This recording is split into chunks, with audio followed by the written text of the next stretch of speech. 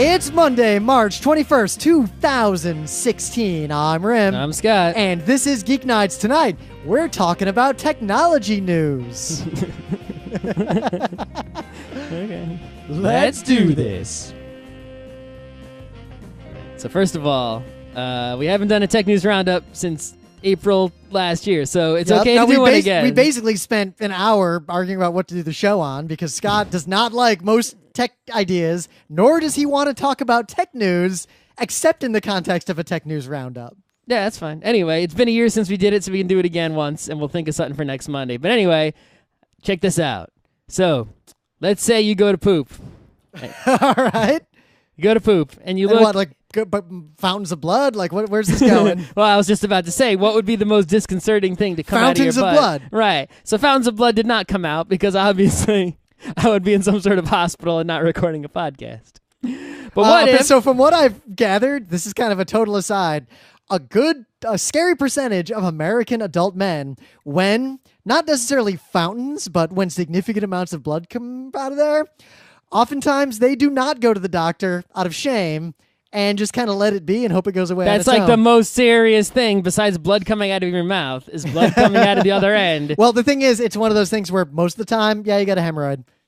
If you got a hemorrhoid, you should still go to a doctor. There's nothing you can do about them except wait. There's plenty you can do. Sit less. Yeah, sit less. That's a good start. Anyway. Sit on a donut. That's a good start. All right, I'm curious where this is going because obviously something came out of your butt. Right. So it wasn't a fountain of blood. No, so some poop came out, and the poop, disconcertingly, was green. Green. All right, that Greenish. implies gallstone issues. No. Or gallbladder issues. All right. So first of all, I was very surprised.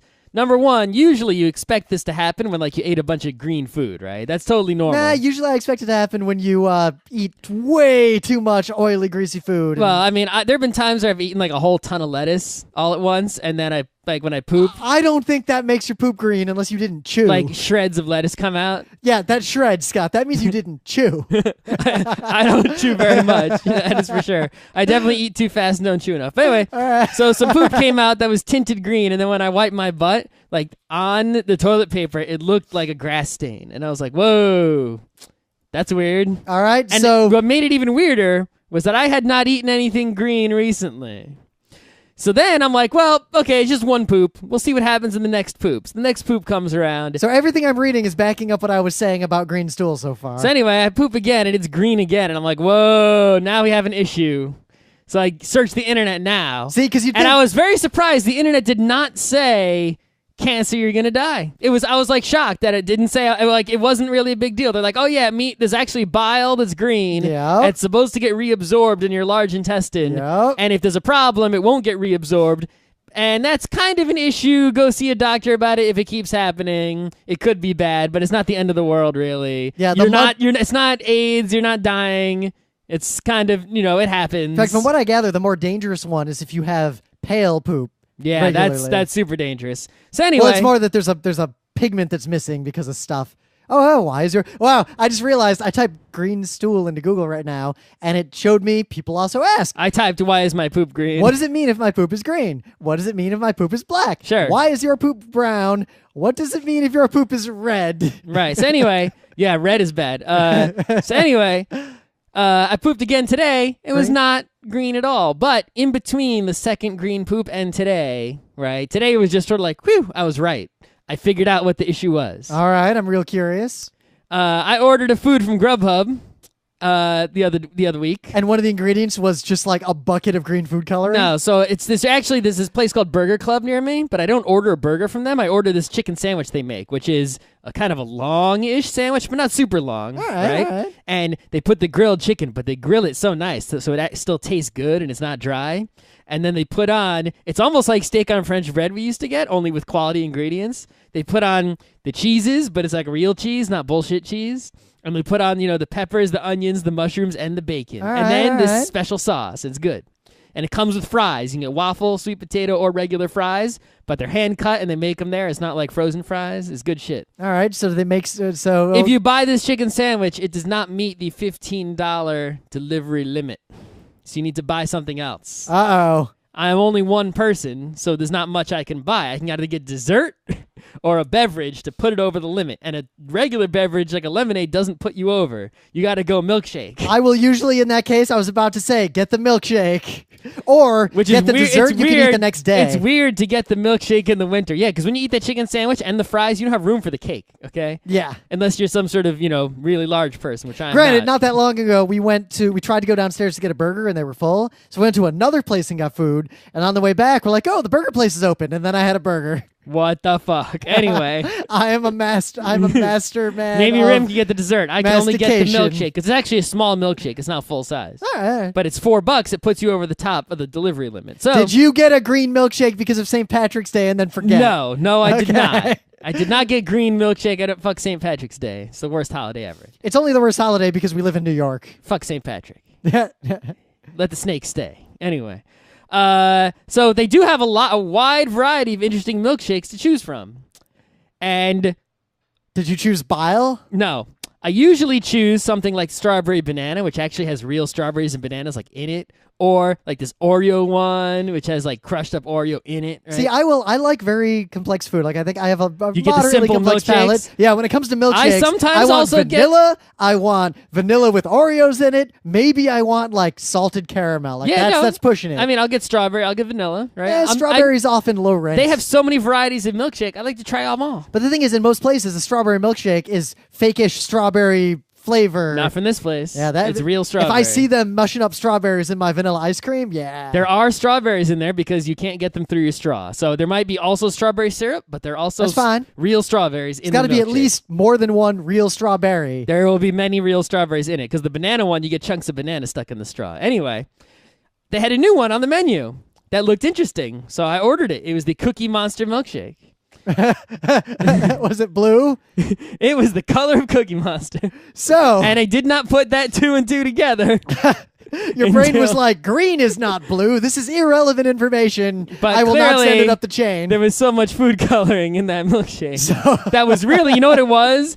It wasn't even that good. It was a vanilla milkshake with blue food coloring and crushed up cookie dough bits, but not enough of them. Oh, see, it should have at least been like some blueberry flavor. I mean, they should have. If it was blueberry, right, it would have not been food coloring. No. A Cookie Monster I've milkshake. had blue poops after blueberries. A Cookie Monster milkshake should just be cookies and cream, but like triple the amount of cookie you put in it. It should just be cookie dough bits. Just a whole bunch of them. It should just be like 50% cookie dough bits, 50% ice cream. No, just put a whole bunch of chocolate chip cookies in a blender and just blend it. But yeah, don't order the Cookie Monster milkshake. Wow. That's all I gotta say. So, I guess my opening bit... I killed plenty of time. What I was going to talk about is that I am scoping out the state of building a new PC because my PC is getting a little bit long in the tooth. What's wrong with it? Doesn't have USB. How long tooth? Narwhal long? 2009 is pushing the limit. Yeah. Oh. Yeah. But yeah, didn't you upgrade it once? No, what do you mean upgrade it? You replaced the GPU, didn't you? I've replaced the GPU 3 times. Whoa. So it has a good enough GPU. The GPU is fine. It's a GTX 770. That's actually fine. plenty. It's got an i7? It's got the best i7 in 2009. Nothing wrong with that. How much RAM does it have? It's got the max I can put in there. Which is how much? 12. You think you need 16 these days? I would like 32 because 32, I have 32 at home. Does not cost appreciably more than 16. So at work, my laptop actually is an X220. It's old, right? But it doesn't need a GPU because it's work. I don't need GPU at my work. So it's not a problem, right? It's got an i7. It's fast enough. It gets my job done. Now, I point out, Scott, it's the new, like the modern i7 with the different numbering, right? Yeah. Yeah, my i7 no, an X220 is actually, I think it's as old as your X220? Yeah, that's a Lenovo X220. Oh, yeah. So I was about to say, there's no... it has the non-chiclet keyboard. It's so old. So do you have a Core... You might not have the Core i7, I guess 920? I don't know. I don't know what one is in there. I have to might have the weird mobile i7. It's definitely a mobile one for sure. Yeah, anyway. I got the legit one. So... But it's fast enough for my work, no problem. Yeah, so right? my i7... And I have 2 SSDs, one in the docking station and one in the laptop. But Scott, I've talked about this in the show before. The limitations are, one, I've got old-ass SATA that actually is not fast enough to read 4K video live. Yeah, I'm not video editing it. Well, I am. But also, the problem is it only has 8 gigs of RAM, and I can't get more in there. I already filled it. I'm using 8 now. That's what I'm saying. Is at work, I'm running, even though I'm not doing fancy video editing or anything, I got my friggin' VirtualBox running to do my work and stuff, and Chrome and 2 browsers going. I use all 8 gigs of the RAM if I open it up, and not because it's inefficient memory usage, because I'm using so much stuff just to get my job done. What happens is when I switch tabs in Chrome, just because it's out of memory, Chrome actually unloads the tabs I'm not looking at recently from RAM, which includes my Mail tab, which has Hangouts in it. So like if I move away from the Hangouts tab, that tab will unload. If I go back to it, it'll reload. So if you message me on Hangouts, it goes to my phone because Hangouts isn't running. So I need to get more RAM, and it's like I kind of need a new work computer just to get more RAM in there because I'm at the limit. And that sucks because everything else is still just fine. So I've run into a lot of problems just with the computer being old. In terms of, like, actually my GPU is underperforming because that's how old the buses are. Oh, so the GPU could go into PCI Express 16, whatever, but you don't have. There's a lot, like, that's how old this stupid computer is. But I found in my experience that hasn't really mattered that much. Like I put an 880 into like my older whatever. I upgraded the GPU in my old computer, and the performance like went through the roof. And I'm it telling didn't you, even if matter. I were not editing video, like 4K video, literally no reason to upgrade. But that is the thing. Well, just stop recording in 4K then. Yeah, you could actually. You could do 1080p's. You could, and that would save me a lot of editing grief. Like, so to edit our videos, I mean, if it's not something beautiful that needs to be in 4K, if it's just our faces, we can do 1080p. The problem is that actually the 4K makes it way better for the rendering and the effects, and I can do the digital zoom. Well, I can do a digital zoom in the camera. If you do 1080p, right? So the camera, when you do 4K, the camera that I have, when you do 4K, it's 1 pixel to 1 pixel, obviously, because there's only so many pixels in the sensor, right? If you do 1080p, it's actually 4 to 1. It's using the same area on the camera that the 4K would be recorded in, but taking 4 pixels on the sensor and merging them into 1 pixel in the resulting MPEG. You can tell it to just do a 1-to-1, right? And use 1 pixel on the sensor for 1 pixel on the resulting video for 1080p, and you get a 2x digital zoom without, really losing much, right?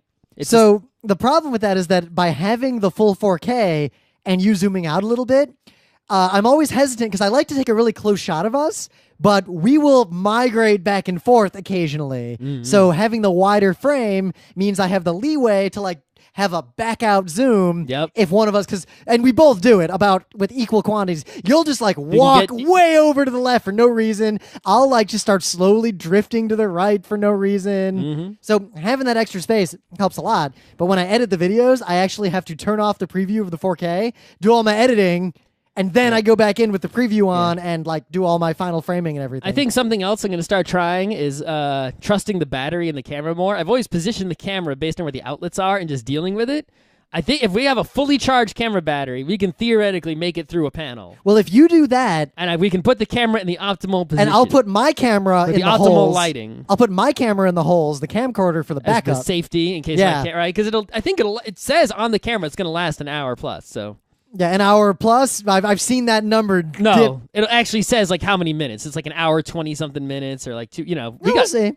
If I fully charge a battery, we can make it through one panel. But doing that and actually doing some audio stuff, like in Audition, like there's some effects that max my CPU out if I try to render them live. Well, I mean, they're going to max out any CPU. You're getting a better CPU will improve the time, but it won't. You're still going to max out. No, actually, because pretty much I'm right below the limit for a lot of these things. About 3.1 gigahertz processor is actually the point at which these things will all happen in real time. And I'm at 2.67 because that was the best you could buy in 2009. I think I have 3 or 4. I don't even remember. Yeah, then you have a way later. 2009, 2.67. Yeah, usually start looking at upgrading computers in 5 years. Right? And mine is less than 5 years. It's like 3 or 4 years. And also, so the funny thing is, my computer was doing way worse. So I took the computer and dusted the fuck out of it. And I discovered that a lot of the fans weren't working too well, so I replaced all the busted fans. And it is working significantly faster now. But not fast enough. I brought up too many cans of air. I'm going to blow mine out. But anyway, the current state of the art, if you spend under $2,000, you can build a goddamn supercomputer. You can build a supercomputer for $800. 800, you're missing out on a lot of stuff. For about $1,500, you can get a really good case. You can get a 4 gigahertz, 4-core Core i7, the best fucking Core i7. You can cool it enough to where it'll actually run around 5 gigahertz. And you can get 64 gigs of RAM. Overclocking RAM? Huh? You gonna go overclock now? So I was going to overclock this guy, but because we were talking about the fact that the upper end Intel chips don't come with heat sinks anymore, I looked into why, and the reality is the 4 gigahertz i7 uses like 30 fucking more watts than the 3.4 gigahertz one. It's that much of a difference. Wow. Yes, the difference is between 60 watts and 90 watts Okay. or more. But if you have a good cooler on a modern Intel chip, you can just overclock it, and you can tell it, here's your limit, and it'll just go as fast as it can go, and if it starts getting too hot... Oh, so you're not hacking it? It's like built in? Like, yeah. Oh, that's interesting. So it's just a matter of cooling. And I didn't realize how good this was until Emily has the same computer as me. And some stuff was going real slow. And what we discovered was that one of her her CPU, we realized the fan wasn't spinning at full speed, so we fixed it immediately. But instead of crashing, what her computer did is clocked itself down to like a gigahertz. It's always been like that. You remember that video of they're playing Quake and they have an Intel Pentium 4 and they have an Athlon and they take the cooling off of both of them. And the video's like the Athlon chip, the magic smoke comes out. The Intel chip, it just Quake goes down to 0 FPS. Then they put the heatsink back on the Pentium, and suddenly Quake goes back up to 60 FPS or whatever it's at. So they're way better than that now. They've been doing that for a long time. Our friend James just posted a picture of he had taken the heatsink off of one of these chips recently to do some stuff, and he discovered that it had never actually made full contact. Whoa. Ever. So, you know those 3 bands of goop that are on there? 2 of the bands unsmudged. He didn't clamp it down hard enough? No, it just, for some reason, it didn't seat fully. Oh. It was clamped all the way down, and the performance loss appears to have been negligible. But yeah, the reality is you need actually some serious aftermarket cooling if you want to use the upper end Intel chip. So if you buy the fastest i7... Just get the water cooling, fuck it. Yeah, actually, I was looking into that. So instead of getting full water cooling, what you usually do... I want you to spill water everywhere, and I want to laugh. What I'm probably going to get is the thing You're going to ruin your expensive equipment with water. Because to get a heatsink that'll cool it well enough, it's kind of big and bulky and like blarg. You're actually better off getting these thin ones that look like a video card, and that's all the heatsink shit in there. And there's just 2 heat pipes going to and from a little knob that just sits on top of the CPU. Which used to be only the realm of overclockers, but it appears that this is now also the realm of if you buy the highest end Intel chips, you kind of just need it, or there was no reason. Why don't you just include that good shit with it? Because the kinds of people who buy that chip are doing nonsense overclocking anyway, and they just throw the Intel one away. I think most consumers who are buying a chip on its own are doing nonsense. They're not going to buy that one because you can't buy that one with a cooler built in. They're going to buy the 3.4 gigahertz one is going to be fine. Whatever.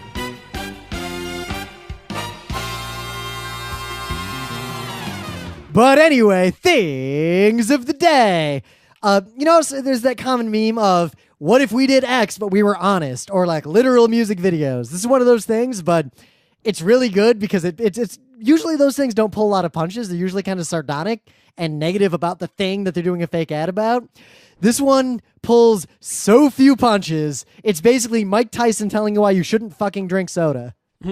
It's really good. All right, so one thing you can do in this world, if you don't have skills, or maybe you only have one skill, is to buy an expensive machine and make your living off of that expensive machine. For example, laser cutter. Great. Yeah. You get a laser cutter, suddenly you got a business, right? As soon as you pay for the laser cutter, it's not something, most people need things laser cut, but not frequently enough that they would buy a fucking laser cutter. Yeah. So they come to you and they give you $5 and you laser cut their shit or etch or whatever you're doing. Like most people don't silk screen their own shirts. The machine cost you a few thousand, but you pay that off pretty quickly and you're good to go. So this guy, I guess he works in a machine shop, and he has a YouTube channel, which is the Hydraulic Press channel. Oh, I see where this is going. He owns a hydraulic press. He seems to own other machines and makes money by using them, but he's now got an additional revenue stream, which is make videos of the hydraulic press pressing things. Forget YouTube. That should just be like a TV show. Right. So, this channel currently has, let's see, how many subscribers? 157,000, and it's only like 5 months old. And he's posting videos consistently, like weekly. Some of these videos have millions of views. In fact, He did one. Can you fold paper more than 7 times No way. with hydraulic press? There's no way. That one has 7 million views. You can watch it and find out if you can fold paper more than 7 times with hydraulic press. My best The guess best part is that about this is that unlike that Will It Blend guy, whoever's doing this, number one, isn't selling anything. He's not trying to sell hydraulic presses. He's just selling entertainment for free. And 2, he has funny accent, which might be Russian or other European style that is really, really adds to the videos and makes them hilarious. It's like you just wish you could. I did actually watch a few of them, and his commentary and reaction when things go, shall we say, unexpectedly, makes it. Yeah, this is like the most excellent channel. You can get in early. I mean, we're not super early. Some of these videos have 7 million views, but it's only 5 months old. So I subscribed. I'm going to watch every single thing he presses with his hydraulic press. Also, don't put your fingers near a hydraulic press. Good guy. Yeah, he's just holding the stuff under it. Like, I guess you have a lot of fine control. It doesn't move fast. It moves fast as you move the lever. Does it? Is it proportional, or you hold it? Listen, I don't want to know any more about it than I have to. Dangerous machine, stay away. This is another good thing. If a machine that's dangerous is not something a lot of people want, so you can sell usage of it if you know how to use it properly. Oh man, I feel like I'm just gonna binge watch this entire. There's not a lot to watch so far. It's only a few months old, right? Yeah, not bad. It's like when we got in on Strong Bad in those early days. Yeah, the newest one he posted just today is Hockey Puck, and that's how I found it, because the R Hockey linked to this Hockey Puck one. Ooh. That was real interesting. Very interesting. In the meta moment, we're going to be at Anime Boston this soon. weekend. It's probably going to be our last Anime Boston. You can go into the forum to find out why that's the case, but that's neither here nor there. Friday, 2 panels, role-playing anime, judge anime by its cover. Saturday, how to run an anime club, more foreign anime openers, which, for those of you who have seen us do foreign anime openers, It's the same. Nope. 95% new content. The only things I reuse, I'll tell you straight up, I reuse Italian One Piece and German Sailor Moon because, come on. What about Captain Harlock? I left out the captain. No! This panel's ruined. Yeah. However, I'm going to poll the audience.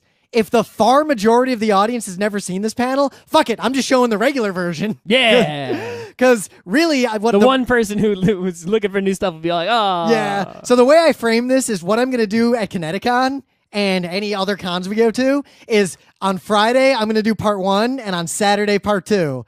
This is a panel I'm going to take on the road show now because a little bird just told me that kind of panel would be totally accepted and scheduled at MagFest. Oh, really? Music.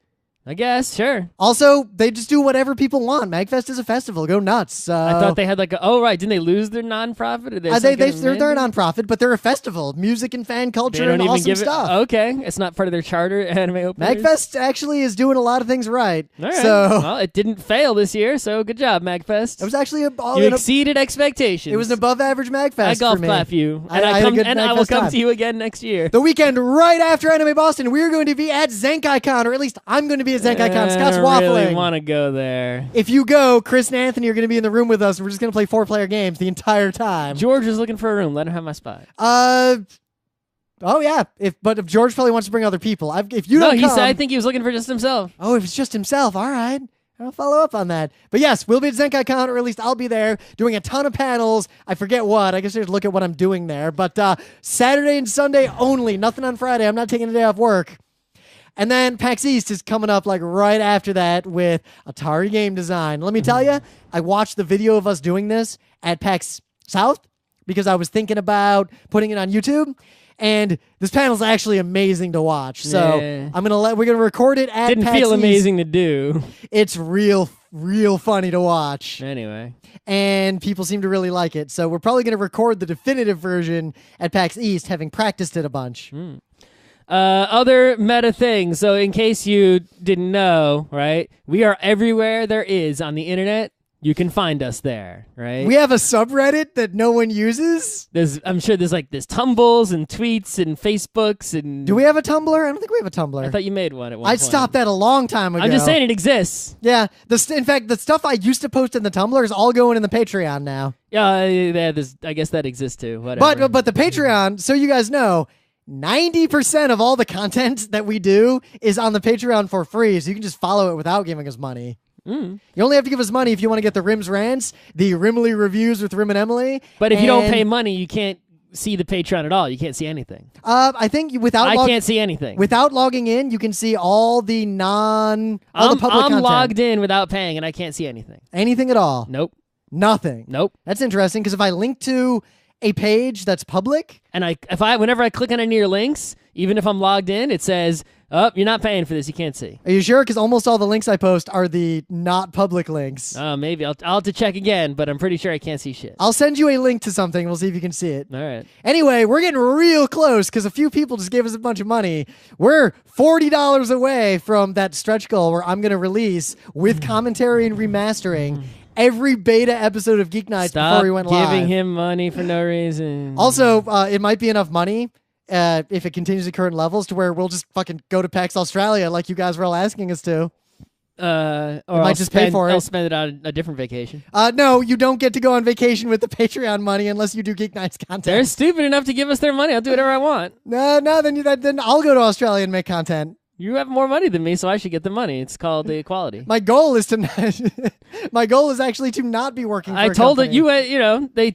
I told them not to give, and they did, so I'm the one who gets to punish them for their mistake. So there was one person, Scott, who did lower their pledge. They're like, I thought a lot about what Scott said. Yeah. And he lowered his pledge from like $6 to $5. God damn it. You're so dumb. But seriously, if money is a problem for you, don't fucking give us money. Oh my God, Rim actually said not to give money for once. If $1 a month actually makes a difference in your life, it makes a difference for me. So if you make less money than me, you should. $1 a month, you can't even buy That's a bagel. A whole bagel. No, it's just a bagel a month. No, it's not. Not where I am downtown. I got my bodega right near me. $1 bagel. Scott, for $1 with butter. I can get a steamed bagel. I can get a boiled bagel for $1. I can't get a boiled bagel for $1 near my office. The bagels of the bodega are real good. Toasted with butter, $1. Oh, you're toasting a fresh bagel? What the fuck, Scott? Who says it's fresh? Oh, okay. I was imagining like a hot and crusty bagel. I can tell them not to toast. I mean, the hot and crusty bagel is like $2.15. Also, I do agree you don't toast the fresh bagel. I do like it to be warm, like it's out of the oven. And if it's been out of the oven for more than a few hours, you can at least warm it. Oh, true. Toast it lightly. Don't, char it. Yeah, the thing is, I like it a little char, like just a tiny bit. Anyway, also, I remembered to do the newsletter again. Yeah, the newsletter is super good, guys. I put in my remember thing to send it out at the end of the month, which is soon. So I guess I had to think of something to say. Subscribe to the Geek Nights newsletter. Honestly, it's free, unlike some bullshit Patreon. I'm gonna do more free stuff soon too. You said that when I started the Patreon. It takes a long time to do stuff. Oh, it takes a long time to do stuff. It's effort. It's a lot of work to do stuff. Also, the sun's not out. It makes it hard. Yeah, actually, all the things that I thought about doing, I need the sun to be out and I need to be warm. So guys, the real test of the Patreon will be if I continue this high level of output when it's warm. I think you're going to see the output flip when it's warm because I'm just going to go outside and bring the camera with me. Yeah. And make some videos and shit outside. So yeah, there's that. Oh, what's the book club? The book club is gonna be Oryx and Crake. So I'm just gonna say it is. I'm gonna read it now because I need something to read. No, but Randall Torres doing some shit, so I gotta find out what's going on. I'm gonna start reading the other thing first. So Scott, I don't want to spoil stuff for you, but someone might have tried to clean the male half of the source. Good job. Yeah. A+. And we'll see what's happening. They almost definitely failed though, right? So all I'm gonna say is that basically this whole book is all goes around every character you can imagine around the entire world, and they're in the middle of their crazy thing, and then suddenly they're all like, what the fuck is going on way off in the distance? Mm-hmm. They can all feel it. Listen, if they clean it up, then all those messed up dudes will suddenly be not messed up and be totally awesome. Yeah, maybe. So stuff's going down. But they're almost definitely going to fail because that would be pretty lame if they just succeeded so easily. So I'm not going to start reading Oryx and Crake until I at least finish the current Wheel of Time book I'm in. I'm going to read Oryx and Crake starting tonight. Which is book 11. Actually, no, I'm going to finish reading Astro Boy Omnibus 1 and 2. Then I'm going to read Oryx and Crake. All right, by then I should be done with my current Wheel of Time book. I only have one chapter left. And the last thing I'm going to announce right now, I'm going to make a documentary on my Civilization 5 empire in this giant public game we're playing, but that's lame. I am not going to post it until the game is done because there are spies. I mean, Scott won't even let me see his game. There's nothing to see. You want me to help you? You're going to see 2 cities and 2 really good spots where there should be cities, but there aren't. Scott, if you send me 1 gold a month in game, I will look at your game and give you real advice. I'm making I'm only making a gold a turn. Oh. Well, if you give me that gold. No, I need that gold. Do you have anything else you can give me? Like some horses? I have horses. They're my horses. What are you going to use them for? A horseman. You're going to make one horseman. That one gold is gone. I can get the improvement that's like no upkeep on X number of dudes. What upkeep? What is? Oh, you mean the policy? Yeah. Oh yeah, you could do that. Anyway. It's actually, you should probably do that one with the size of your empire. That's what I'm saying. That'll protect you later. It's a good one.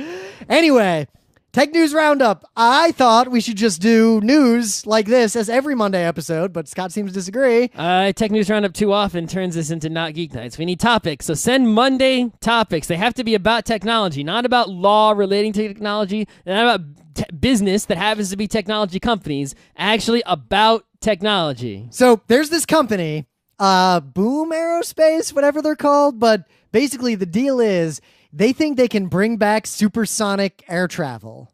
Oh, like the Concorde. Yes. They basically want to make Concorde 2 Explodey Boogaloo, and they think... Now, I don't... What's their plan? I'm skep, obviously. Well, the technology exists. I mean, the Concorde existed. Yes, I know the technology exists. That's not in question. So their plan is basically a lot like the Concordes, business class only. It costs the same as business class. It's as comfortable as coach, but it gets you there in an hour or two. So with the technology they're going to use, which is just modern technology. So just this newer than a Concorde, better jets than what a Concorde so like has? material science has actually come a long way. Yeah. New York Concordes to London, are way old. They're like from the 70s. New York to London would take 3 hours and 24 minutes and cost about $5,000 round trip. That's not bad. Now, here's why I'm skeptical. Obviously still skeptical. A business class, like when I fly business class to London, it's way comfortable. Like I have a lay down bed, like super good food, and it only takes like 6 hours. So it'll only save me a couple hours. That's actually not worth it. It's not fat. They got to go faster. Yeah, but How they're fast already is it going going? Mach 2. And also, one of the main reasons you can't go that much Why faster... can't it go like SR-71 fast? Because then it'll have like one seat. We can't make one that's big, that's like the same shape? The problems Just put 2 more engines So on the it? problems you start to run into are, one, they generate so much heat that they have to fly higher and higher to have less atmosphere. Well, you're wearing basically a spacesuit in one of those things anyway. So the higher and higher they go, the more energy they need to get up there. Listen, if you tell me I'm going to be in Japan in an hour, I'm wearing the spacesuit, and I don't care how uncomfortable it is. You Yeah, I can don't put me, think in, Japan you can in put an me in a hour. capsule in the bomb bay or some shit, right? I don't care. Yeah. But it comes down to they actually have to go slow when they're over land because they're so loud It has that they has the famous double sonic boom. yeah, they'll actually Boom, be boom. disruptive. 2 booms. So I also 2 booms, learned no rooms. you realize, Scott, that a supersonic plane actually going super fast, it's not just like there's one sonic boom and then you're good. It's constantly sonic booming over and over and over and over again. Ba-boom, ba-boom, ba-boom. I'm well aware. And it's so loud on the ground, even when you're way high up, that's a problem. So I'm they can't aware use of this them as well. over land. So If they're there's not one actually that airplane nerds feasible. know about, it's the Blackbird. Yeah. Even if you're not an airplane nerd. The SR-71 is probably the coolest airplane ever made. Every nerd knows about this one plane. Except apparently the SR-71 Blackbird has seats for all the X-Men in it. Yes. And like a medical bay. Yeah. And- No, in reality, that thing had seats for like, what, 2 people? 1 person? I Not think a lot. 2 people could be in it, for sure. At least 2 people. I think there is a future for supersonic travel, but I do not think that future is now, and I think the limitations are energy costs and economics. It's not worth it to get to London a couple hours faster. No, I think, personally, I think we'd be much better off with just like bullet trains. They go 500 miles an hour, which is about what regular planes that we have now go. It's not really that much slower. And you don't have to go deal with airport bullshit because you're just in a train. It goes choo-choo, but doesn't even go choo-choo. It just I mean, we've talked about this. If we had bullet trains in New York, like between like all the way up and down, like the good part of New York on the east side, then you could live in Albany and commute to Manhattan. I don't think it's infeasible to make a train to London from New York that goes over the ocean. I will withhold my judgment on the feasibility of that. Listen, I'm saying that would be like the greatest engineering project of the 21st century. It's an enormous thing, but I'm saying it's not impossible. We could definitely do it if we wanted to. It would be easier to do that than it would be to go to the Mars. Yeah, I might agree with that, but I think we can do both things are within the level of that is possible the things that humans can achieve. We can do it. If I we wanted to, and people paid money for it, it could happen. I withhold my judgment on the feasibility of a New York to London train. The only problem I would have is if something happens on the train in the middle of the ocean. Planes have that problem already. Yes, but a plane, you can like jump out or do. No, you can't. Yep. They're not parachutes on like the 777. A plane also becomes a boat at some point. So why can't the train become a boat just the same? Because it's on like this rail. You're stuck on this rail. You're going to go down the ladder into the ocean and get on a boat.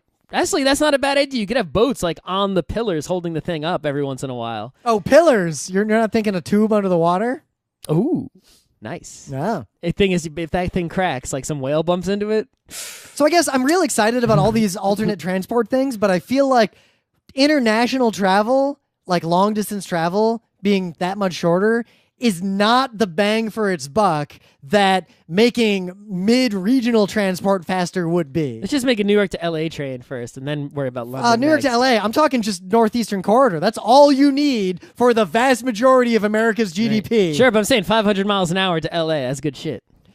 That's not that much faster than planes. I'd probably still fly. I'm saying it's plane speed-ish, basically, but you don't have to go bother with planes, and it could fill a lot more people in it. Right? You can maybe fill it with people. Depends on where you put it. It can be way long. Also, that right of way, God, you're gonna have some eminent domain problems. Most of that, once you get past like the East Coast, there's plenty just open fucking space. Anyway, you got a news? I guess let's just alternate till we run out of news. Okay, let's talk about Apple News. So that's a cheater. That's like 8 newses. That's what I'm saying. I'm gonna do all 8 newses now. So Apple News number 1, the iWatch. Is actually they came out with a watch band for it that's actually kind of nice. Like that's the watch band I would get if I was gonna get an iWatch and I didn't have a Pebble Watch because it's really similar to the band I have in my Pebble Watch. Yeah, so they also brought the price down.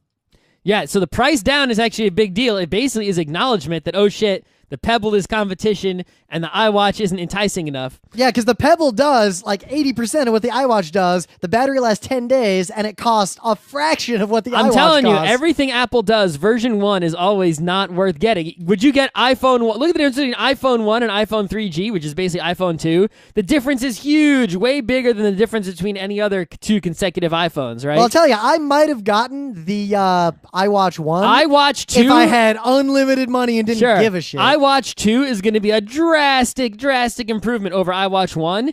I might get it, but I'm probably going to wait for iWatch 3 or 4. Like when this Pebble Watch dies and is no longer good anymore, when Pebble Time is no longer good enough, doesn't get it done, by that time there will be an iWatch that is so great, like way thin and hella sick, and I'll get that. But look at this. It's $300 now for an iWatch. The Pebble Time Steel is $250. Yeah, it's not bad.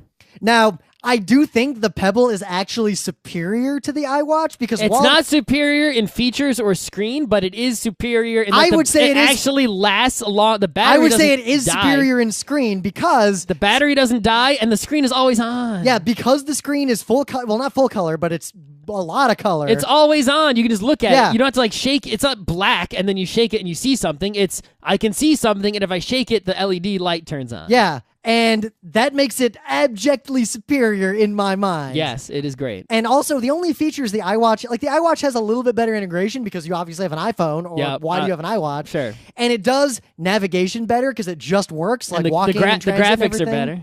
Like, to make navigation work on your Pebble, you have to pay for some guy's app. And the app is fine, but... it doesn't do a lot of UX things that the iWatch does way better, but that is not enough of a reason to get an iWatch instead of a Pebble. Yeah, no. Also, the Pebble, I assume the iWatch is waterproof because the Pebble is waterproof. Yeah, anyway, Apple News number 2. Small iPhone. Yep, we predicted this. All the rumors were basically 100% true. Now, what shocked me the most, though, is that according to the presentation that they gave, this new smaller iPhone SE, which is basically the size of an iPhone 5, effectively the perfect size. I'd still like iPhone 4 size, but I am not going to look the gift horse of iPhone 5 size in the mouth. This iPhone SE is basically the same, technologically identical to the iPhone 6S. Except for a couple things. Except for, it's basically has the same CPU, the same, right? The screen is smaller, but otherwise it's like just as good. And I'm like, wow, I thought it was going to be as strong as the iPhone 6, not 6S. So now here's the thing. in September, 6 months from now, they're going to come out with iPhone 7. And rumors imply that the iPhone 7 is a leap forward. Right. Or at least a leap. Right. So, but the iPhone SE they just made is as good as, just smaller than, the iPhone 6S from 6 months ago. So, is the iPhone SE 2 that's going to come out in March of 2017, and don't tell me that's just, it's definitely coming, will it have everything the iPhone 7 has? Because the pattern would suggest that it will. The only reason it wouldn't, in my mind, is if there is an engineering challenge and they need that space. Right, so here's the real deal breaker, right?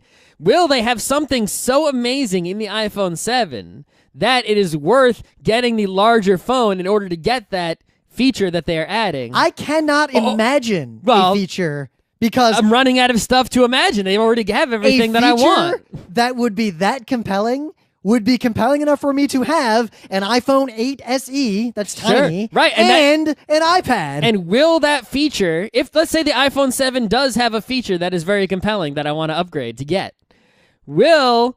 is in March 2017, will the next iPhone SE have that compelling feature? Because if so, in September, this may be the first September where a contract runs out for me and I do not get a new iPhone and wait 6 months more to get the SE instead and get on the different cycle. Now, this is the big test. But that's the thing. I might fuck up if the iPhone 7 has the thing I really want and the SE ends up not the SE2 ends up not having it, and I end up just getting an iPhone 7 in March of 2017. Now I'm in big trouble. So, Scott, I suspect the only things I can come up with that the larger phone with its like crazy whatever power and engineering challenges might be able to provide that a small phone won't in the next several years are, one, VR integration stuff that you clearly I don't don't care need about, that nonsense. or two, the kind of stuff you should be doing an iPad for. I have a giant iPad. Yeah. So that's another problem. So my iPad mini broke, random nonsense, Yeah, right? and So you bought the gigantic cookie pan. The gigantic iPad Pro, which is baking dish. which is great, by the way. It is great, but it is a baking dish. It basically replaced all laptop usage. However, if my iPad mini had not broken at that time, forcing me to get an iPad replacement before I wanted to, I would be getting the one they just announced today. The small iPad Pro. Which seems to be like the best iPad there ever was. I'm probably just going to buy it immediately. You should. It'd be great. Yeah, because the regular I'll iPad trade Pro you this big one for it. Is 12.9 inches. I'll trade you. Your iPad Pro is bigger than my laptop. Buy the small one. I'll trade you the big one for it. No. Damn it. It's 9.7 inches. It's not that much smaller, but that feels like I took a piece of cardboard at work and cut it to that size and held it in my hand. Yeah, that's for me. It's a good one. That is what I want. And tell you, if you go all in on the iPad, you stop using your laptop unless you really, really, really need the keyboard for something. Here's what I need my laptop for. And you can even get the keyboard if you really want to. Here's what I'll need my laptop for. You don't need it. One, full versions of Adobe software. Like you Premiere. can use all the mobile versions, Yeah, which but I've never been served well by the mobile versions. Yeah, I would probably have a workflow that involves both the mobile and the full version. So I'd sometimes need my laptop, but not that Dude, often. you can get video at a con, start working on it in Premiere Clip on your iPad, and then it's on Creative Cloud. So when you get home, there it is. Yeah. And they just put out a new SD reader and for Lightning. Two. They put out a new Lightning to SD adapter and a new Lightning to USB adapter. So now we can much more easily load our contents if I'm going to buy one of them. Yeah. Even though they're overpriced nonsense. But we can much more easily bulk load contents, videos and photos from our other camera devices into iPads on the road. There is no way for me to do the audio workflows on an iPad. Oh, I need the full version of Audition. There's no mobile Audition. And I need FireWire input. There's none of that either. Yeah. I would not trust that shit to work even if it existed.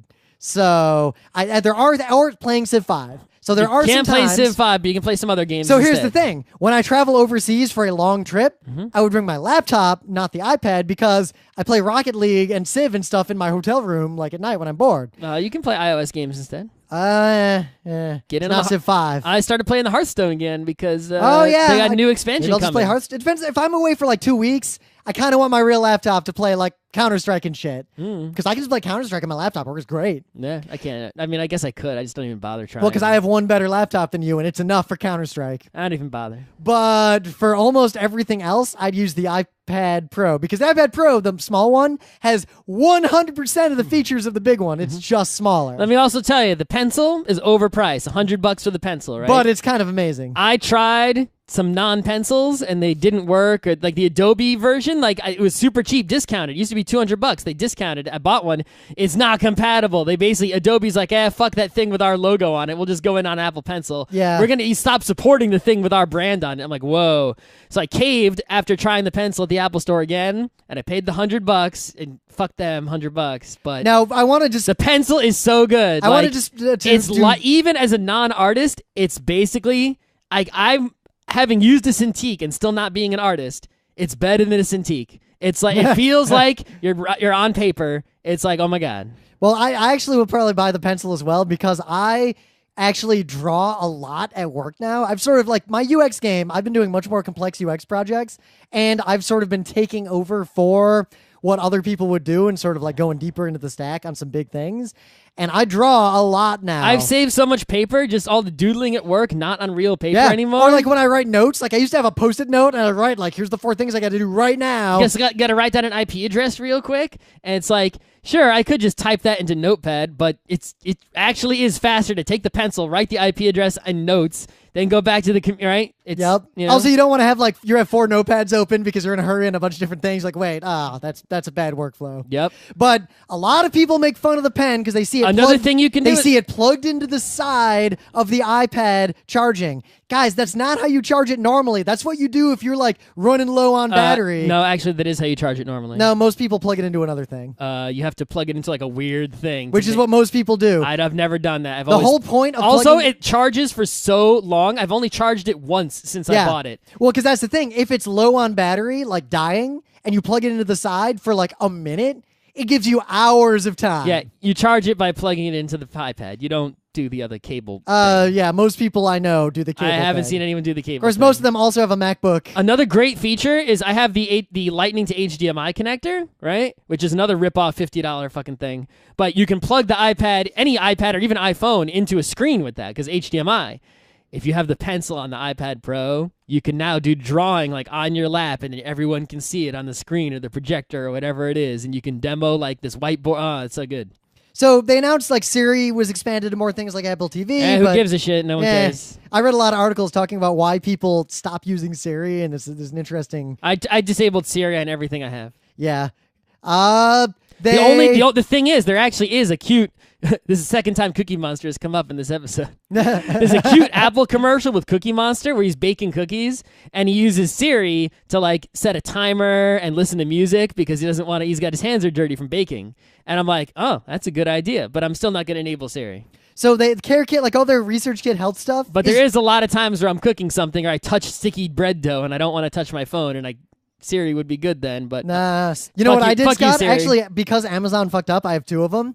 I have a USB keyboard that rolls up and is waterproof. That doesn't work too. USB key... Oh, there is a new... I wonder if keyboards work with the new adapter they have. Yeah, because if they do... You want to just wireless garbage keyboard to use in the kitchen? If I could get a Bluetooth keyboard that's kitchen-proof, that would work really well. Yeah, I haven't seen those because this is some low-rent, like, roll-upable nonsense. I mean, I could sort of also just use the pencil, right? Because I'm not touching the screen with my dirty hand or just touching the pencil. So people aren't that excited about it, but Care Kit, like Apple's like health tracking stuff, is super awesome. If you have a health problem, that's probably life-changing. Well, but... Like, they showed that person with epilepsy in the video. I'm like, wow, that is great. But like I'm lucky enough not to have a problem. I track all my exercise, and I actually use Google Fit and things. I track all my exercise. Yeah. None of it. I also track, like, if I have a pain or, like, if anything happens, I do, like, keep track of it. So I'll remember, like... I don't do that. It's useful, like, when I went to the doctor with my jaw, to be able to say, this is exactly when that started hurting. Mm-hmm. But all the cool stuff that Care Kit does really needs doctors and clinics to use this shit. Also, you're expecting they show all the examples like require a doctor to actually be paying that close attention, yeah, right? And caring about you and spending that much time on you. And even though it might take less time for the doctor to pay attention to you because they can just look at their screen and see the data and touch a few buttons. Is a doctor really going to fucking do that? Doctor can't even like use the computer they got, right? The renewable green stuff they talked about was actually some interesting gems. You're going to be able to use this if you go to the doctor that, Tim Cook goes to in San Francisco, and that's about it. Well, like I said with the dentist now, as I'm shopping for doctors, I'm going to go check out a bunch of people with, like every time I go to the doctor, and unless they have modern technology in the office, I'm never going back. Sure. But have you ever been to a doctor that's Apple anything? I've gone to places with modern technology, but they don't have Apple shit. So, but the environmental stuff, so they're little we need robot. to talk about that too. I think it's actually interesting. It's because, a cute video. That's about it. Yeah, but that Liam robot, recycling iPhones, like actually recycling them to make other technology with, is actually kind of a big deal because e-waste is a serious problem. And most tech companies are doing nothing about it. Best Buy's doing a lot, actually. You can recycle all sorts of stuff at Best Buy. From what I can gather, a lot of that was because they were sort of forced to, or there's tax breaks. Which I guess, if guy does good things for bad reasons, still good. It's not a bad reason, but also, it's like there's plenty of... I very rarely see people just like throwing cell phones in the garbage these days, right? It seems like... the vast majority of at least phones that no one wants anymore. Well, you say that, but where would you see what the average person does with their broken, like, iPhone 5 that they couldn't get repaired? Goes to eBay. Yeah, does it? I'm telling you. There's not a lot of phones in the garbage these days. I don't know. Also, we're approaching the point where it's cheaper to get rare metals from old phones than it is to dig them out of the ground from crazy other countries. It's also way more ethical. So even if you don't care about the environment, it's economically good to recycle at least these rare elements. There was one other... Oh, yeah, so I suspect that they weren't originally going to talk about this, but, because of the encryption FBI stuff, they basically told the FBI to eat a bag of dicks. Yep. And they pretty much doubled down on saying that they're going to add increasingly awesome encryption features to iOS and make security a serious focus. Yep. That's actually really important news. We knew that already. Yeah, but the fact that they just affirmed what we already knew. They're also... It's kind of important because early on in this, the majority of Americans were pro-FBI and anti-Apple. I think Apple is actually doing something very important here. They're advocating for the right thing. Well, this is actually something Apple's talked about this stuff like tons of times. Yeah. This is the first time they talked about it at their Apple event, which I think is a big deal because that's like to the public and not just to the nerds. And they basically told the public, we've got your back. And the public is starting to come around and be on Apple's side as the FBI increasingly sounds shrill and dangerous. So... I think this is actually important that Apple is sticking to this, and you might say that Apple is doing it out of their own self-interest because having a secure platform is good for their business. Yeah, exactly. Awesome. All right, I guess you got any more Apple news? No, we had the one more news, and it was the T-Mobile thing. Yes. So, T-Mobile has done We've talked about this before once, I think. I think we mentioned it offhandedly. Well, this is kind of important. So this is a specific, we talk about net neutrality, and this is actually a very specific example where we can ignore analogies and talk about the literal reality of this thing. Mm-hmm.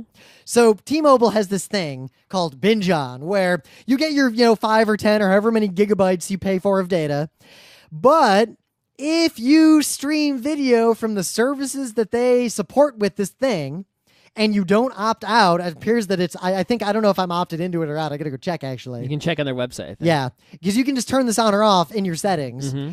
But if you stream from one of the services they support, they will not count any of the bandwidth you use, but they'll throttle your videos down to 1.5 megabits per second, right? Which ends up being a 480p video. Right, so these services have basically integrated with T-Mobile and, built against their API and, configured their, streaming servers to be like, oh, if the person visiting YouTube is Binge On enabled, then send this video stream. And if not, just do what you normally do. Yep. So basically, if I watch Netflix or YouTube or whatever at full Ps, I'll actually burn through my 5 gigs pretty quick if I do that on a regular basis. I pretty much only ever use up all my data if I go to like 2 conventions and watch YouTube videos on my phone. Yep, 2 conventions in a month. That'll do it. And there's no Wi-Fi at the convention, which there usually isn't. I don't use it watching videos. I use it because I always tether my laptop and then other people's laptops. I'll watch like one YouTube video on the stupid the bus or my iPad tethered to my phone, and that's it. But actually, when I think about it, if I could just tell my phone, independently of T-Mobile or these ideas, hey, only show me videos at 480p because that'll cut down the bandwidth. You can do that. I can, but I don't think to. No. If it was easy. And you don't want to. If I could put it in a... The worst is when things are subtitled and it's hard subtitles and not closed captions. Yeah, because then 480p doesn't cut Because then it. you can't see the subtitles at 480p because they're pixely. So I guess the question is this a net neutrality concern? Yes and no. Yeah. Right? So it is because basically you're giving preferential treatment. You're not treating all traffic identically. So right? if Joey Jojo Shabadoo makes his Twitch competitor and he doesn't implement all this? Right. So I make a Twitch competitor and visiting my Twitch competitor is going to cost someone bandwidth. But if they go to Twitch, it won't. They're more likely to go to Twitch, and that's unfair competition because of something T-Mobile did. T-Mobile is favoring Twitch, right? Which is not cool.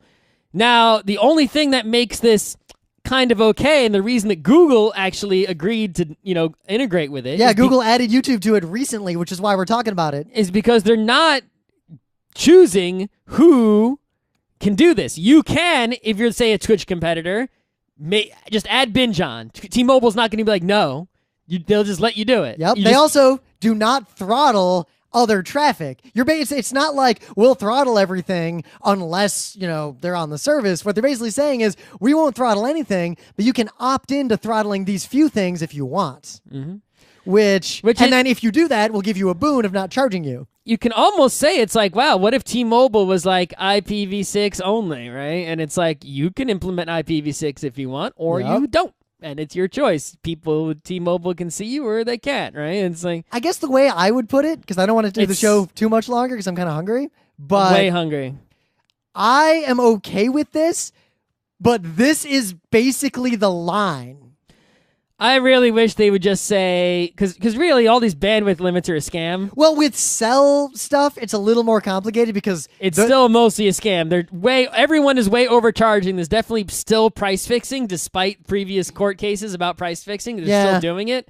And I would like to see some crackdowns, get us some real, pricing. You look at the prices in Europe and other countries, and it's So, Sal, here's the question. We could... Well, not the question, but here's a supposition. We could probably... by relaxing certain neutrality regulations and coverage regulations, get unlimited crazy bandwidth in the cities, and people who live outside of the cities would just be fucked. How about instead we just say, hey, really rich companies like Verizon, unlimited bandwidth for everyone, deal with it. Fuck you. You must do what we say. So... You'll be less profitable, but you'll still be profitable. Deal with it. What if they wouldn't be profitable anymore because all their other revenue streams are drying up and just being a utility company is not a super attractive business? Then what if that would work, but Verizon would basically have to become like the electric company and would have to be subsidized with tax dollars to stay solvent? That's okay. I'm not saying no. I'm just saying what if. I mean, what if Verizon became more like Con Edison? I'm like, well, Con Edison's keeping the power on. I think my electricity's good quality. I think internet should be regulated. I've had way less power outs in New York City than anywhere else I've lived. I think internet should be regulated and controlled like a utility, and it should be a government initiative. Just eminent domain, Verizon and Verizon Wireless. And I think the U.S. government has a vested interest in spending taxpayer dollars to ensure very high bandwidth connectivity to the majority of citizens in the country, the majority of people in the country. Every person. Yeah, because I think that would be a net boon. If you're a citizen and you own a property and you want internet to come to that property, it should happen no matter what. So, but in terms of net neutrality with this service, like if I bought a house literally like in the middle of the woods, like I find the spot in the U.S. that's farthest away from any other house. I feel like I built a house and I wanted electricity to come to that house, it would come to that house. I almost disagree because actually, and so would a telephone line. And and I feel like maybe by providing that assurance, we have enabled people to spread into territory that is not feasible for humans to live in, and that suburban sprawl was partly caused by subsidization of rural and suburban infrastructure. I agree. If there was a law that said if I had a house, then internet has to come to it, I sure as hell would get a second house real cheap in the middle of nowhere and have internet go to it. We would have a waterfall house somewhere in bumfuck New York, and we'd hang out there on weekends, and if our friends founded a game studio, we'd tell them to go live in the house. I would definitely have such a place. Oh my God, I would have a place faster than you could blink. You know, yes, I agree that probably happened. yeah. But yeah, I feel And like I agree that I'm hungry. Can we end it now? Is there I am really more? okay with the T-Mobile thing, but like I think that's the line. I'm Like, only sort of okay with it. I'm okay with it if it's the line. Kind of like I was mostly okay with copyright pre-Sonny Bono if that had been the line. I said kind of okay and the line. Neither of those things ended up being okay. I'm not going to get mad and riot like some other situations, but if T-Mobile pushed this a little bit further, I would be pitchforks. Yeah.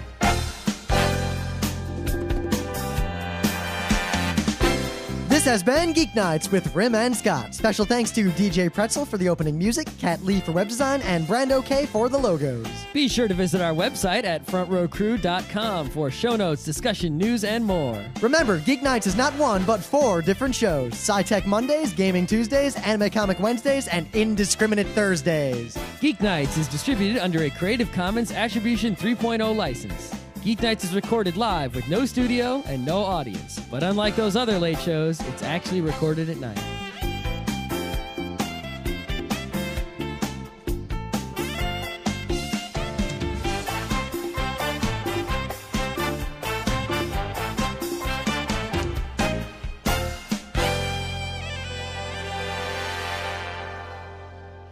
Geek Nights has a Patreon, and all of the people who are giving us at least $5 are listed now in every episode in the order of the amount of money they are giving us on a continuing basis.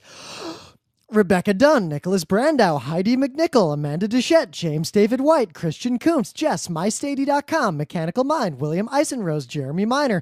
You expect the next name to be yours, but it was me, Dio. Scott John Harrison, Sean Yeager, Clinton Walton, Ren from New Zealand, Robert Lee, Ryan Perrin, Drew Openlander, Rare Lavelle, Brian Cedrone, Rochelle Montanona, Finn Eric Solverot, Can't Melt Steel Beams, Kinetic Man, Aaron Cerise, Chris Midkiff, Chris Knox, The Magical Black Guy, Sam Cordery, Daniel Redmond, Chris Haddad, Sean Klein, Chris Reimer, and Thomas Hahn. We are real close to hitting that goal. So actually, I realized the goals got set upward because Patreon a while ago changed the way it counts pledges and removes transaction fees and all this nonsense. But basically, we were actually literally $3 away from hitting the goal where I'm going to release all the beta pre-publication episodes of Geek Nights with commentary, remastered, all that nonsense. So we're real close to it regardless. Stay tuned. Beyond that, like I said, we're going to be at Anime Boston. We're going to be at ZenkaiCon. Some stuff's going on. And as I posted in the forum, I'm going to do something fun on Patreon, but sadly you guys won't see it for a while.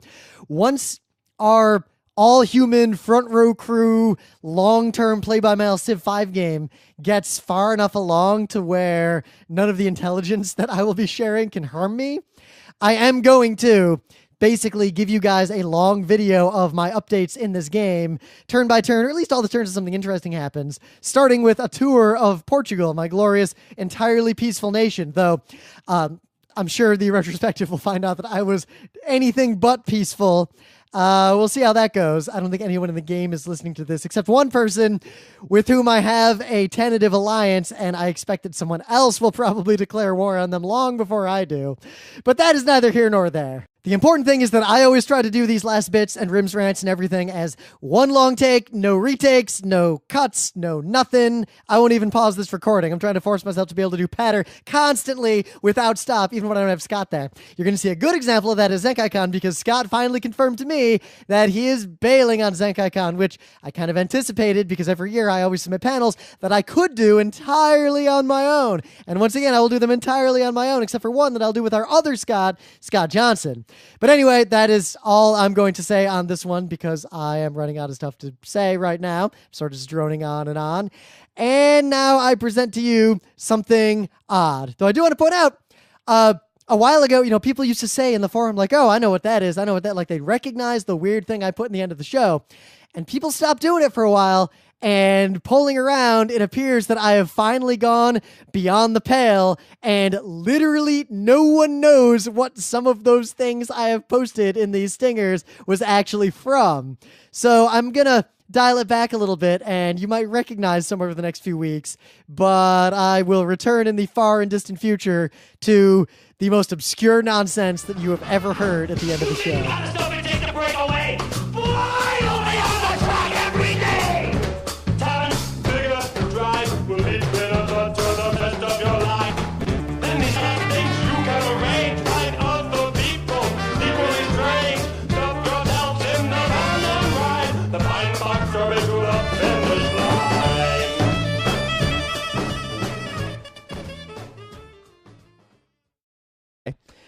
they had a new one on the menu that looked interesting. So I ordered it. It was the Cookie Monster milkshake.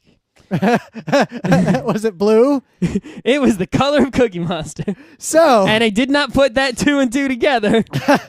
Your brain was like, green is not blue. This is irrelevant information. But I will not send clearly, it up the chain. There was so much food coloring in that milkshake. So that was really, you know what it was?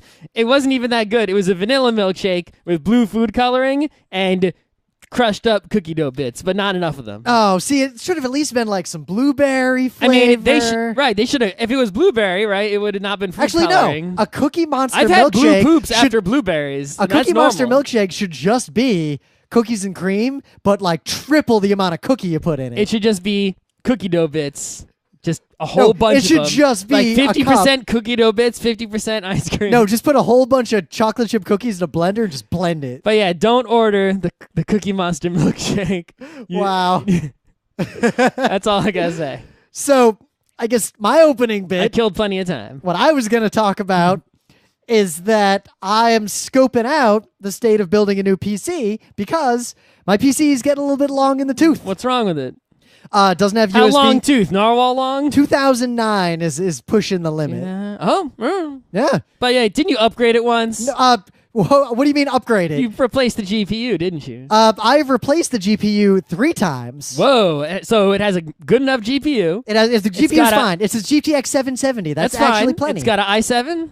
It's got the best i7 Nothing in 2009. wrong with that. How much RAM does it have? It's got the max I can put in there. Which is how much? 12. You think you need 16 these days? I would like 32 because I have 32 at home. does not cost appreciably more than 16. So at work, my laptop actually is an X220. It's old, right? But it doesn't need a GPU because it's work. I don't need GPU at my work. So it's not a problem, right?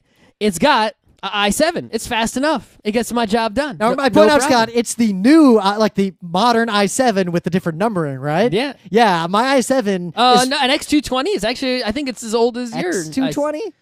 Yeah, that's a Lenovo X220. Oh, yeah. So I was about to say, there's no... So what? And we put on, the peppers, the onions, the mushrooms, and the bacon. All and right, then all this right. special sauce. It's good. And it comes with fries. You can get waffle, sweet potato, or regular fries, but they're hand cut and they make them there. It's not like frozen fries. It's good shit. All right, so they make... If you buy this chicken sandwich, it does not meet the $15 delivery limit. So you need to buy something else. Uh-oh. I'm only one person, so there's not much I can buy. I can either get dessert or a beverage to put it over the limit. And a regular beverage like a lemonade doesn't put you over. You got to go milkshake. I will usually, in that case, I was about to say, get the milkshake. Or get the dessert you can eat the next day. It's weird to get the milkshake in the winter. Yeah, because when you eat that chicken sandwich and the fries, you don't have room for the cake, okay? Yeah. Unless you're some sort of, really large person, which I'm Granted, not that long ago, we tried to go downstairs to get a burger and they were full. So we went to another place and got food. And on the way back, we're like, oh, the burger place is open. And then I had a burger. What the fuck? Anyway. I'm a master man. Maybe Rim can get the dessert. I can only get the milkshake. Because it's actually a small milkshake. It's not full size. All right. But it's $4. It puts you over the top of the delivery limit. So did you get a green milkshake because of St. Patrick's Day and then forget? No, I did not. I did not get green milkshake. I don't fuck St. Patrick's Day. It's the worst holiday ever. It's only the worst holiday because we live in New York. Fuck St. Patrick. Yeah. Let the snakes stay. Anyway. So they do have a wide variety of interesting milkshakes to choose from. And did you choose bile? No. I usually choose something like strawberry banana, which actually has real strawberries and bananas like in it, or like this Oreo one, which has like crushed up Oreo in it. Right? See, I like very complex food. Like I think I have a you get the moderately simple complex milkshakes? palate. Yeah, when it comes to milkshakes, I sometimes I want also vanilla. I want vanilla with Oreos in it. Maybe I want like salted caramel. Like that's pushing it. I mean, I'll get strawberry. I'll get vanilla. Right? Yeah, strawberry's often low rent. They have so many varieties of milkshake. I like to try them all. But the thing is, in most places, a strawberry milkshake is fake-ish strawberry flavor. Not from this place. Yeah, it's real strawberry. If I see them mushing up strawberries in my vanilla ice cream, yeah. There are strawberries in there because you can't get them through your straw. So there might be also strawberry syrup, but there are also That's fine. real strawberries in the milkshake. It's got to be at least more than one real strawberry. There will be many real strawberries in it because the banana one, you get chunks of banana stuck in the straw. Anyway. Poop green unless you didn't chew. Like shreds of lettuce come out. Yeah, that shreds, Scott. That means you didn't chew. I don't chew very much. That is for sure. I definitely eat too fast and don't chew enough. But anyway, so some poop came out that was tinted green, and then when I wiped my butt, like on the toilet paper, it looked like a grass stain. And I was like, whoa, that's weird. All right, and so what made it even weirder was that I had not eaten anything green recently. So then I'm like, well, okay, it's just one poop. We'll see what happens in the next poops. The next poop comes around. So everything I'm reading is backing up what I was saying about green stool so far. So anyway, I poop again, and it's green again. And I'm like, whoa, now we have an issue. So I searched the internet now. See, because you and I was very surprised. The internet did not say cancer, you're gonna die. I was like shocked that it didn't say, like, it wasn't really a big deal. They're like, oh yeah, there's actually bile that's green. Yep. It's supposed to get reabsorbed in your large intestine. Yep. And if there's a problem, it won't get reabsorbed. And that's kind of an issue. Go see a doctor about it if it keeps happening. It could be bad, but it's not the end of the world, really. Yeah, it's not AIDS, you're not dying. It's kind of, it happens. In fact, from what I gather, the more dangerous one is if you have pale poop. Yeah, regularly. that's super dangerous. So anyway, well, it's more that there's a pigment that's missing because of stuff. Oh, why is your... Wow, I just realized I typed green stool into Google right now, and it showed me people also ask. I typed, why is my poop green? What does it mean if my poop is green? What does it mean if my poop is black? Sure. Why is your poop brown? What does it mean if your poop is red? Right, so anyway, yeah, red is bad. So anyway, I pooped again today. It was not green at all. But in between the second green poop and today, right, today was just sort of like, whew, I was right. I figured out what the issue was. All right, I'm real curious. I ordered a food from Grubhub the other week. And one of the ingredients was just like a bucket of green food coloring? No, so there's this place called Burger Club near me, but I don't order a burger from them. I order this chicken sandwich they make, which is a kind of a long-ish sandwich, but not super long, right? All right. And they put the grilled chicken, but they grill it so nice so it still tastes good and it's not dry. And then they put on, it's almost like steak on French bread we used to get, only with quality ingredients. They put on the cheeses, but it's like real cheese, not bullshit cheese.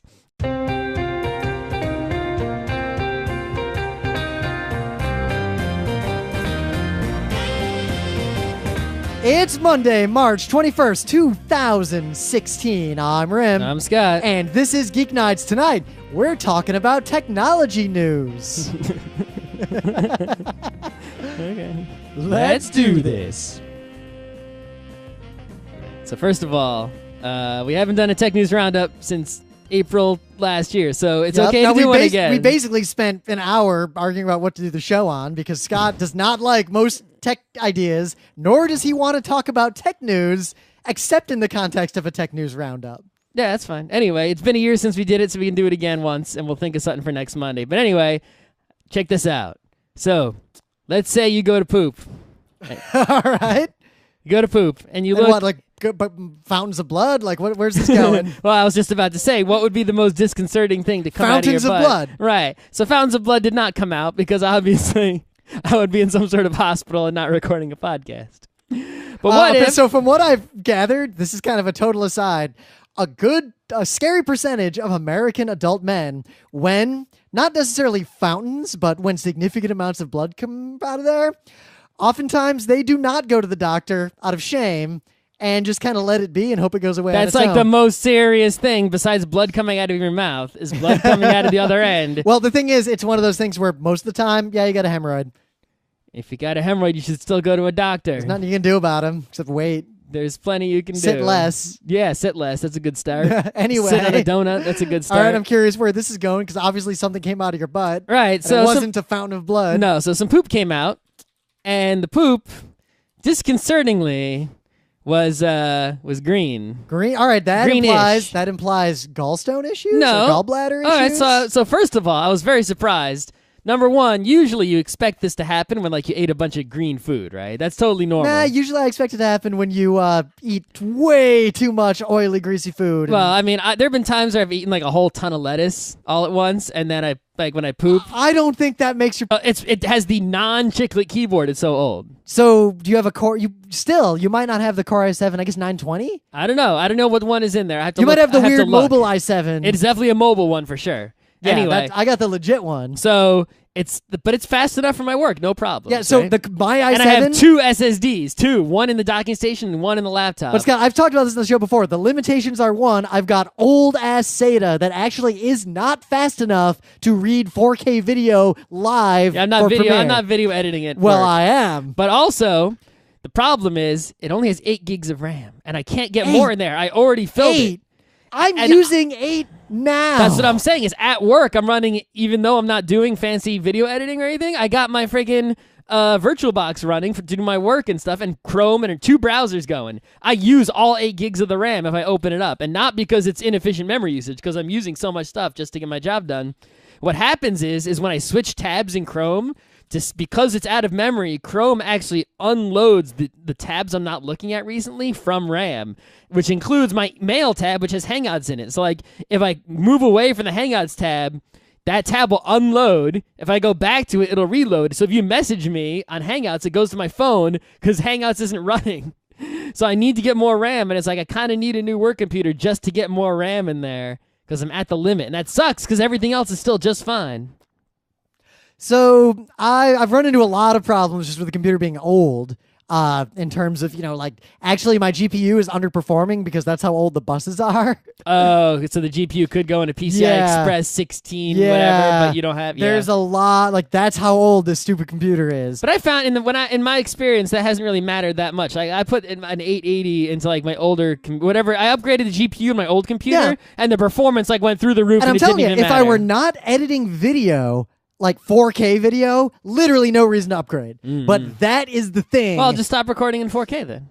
Yeah, you could actually. You could do 1080p's. You could, and that would save me a lot of editing grief. Like, so to edit our videos, I mean, if it's not something beautiful that needs to be in 4K, if it's just our faces, we can do 1080p. The problem is that actually the 4K makes it way better for the render.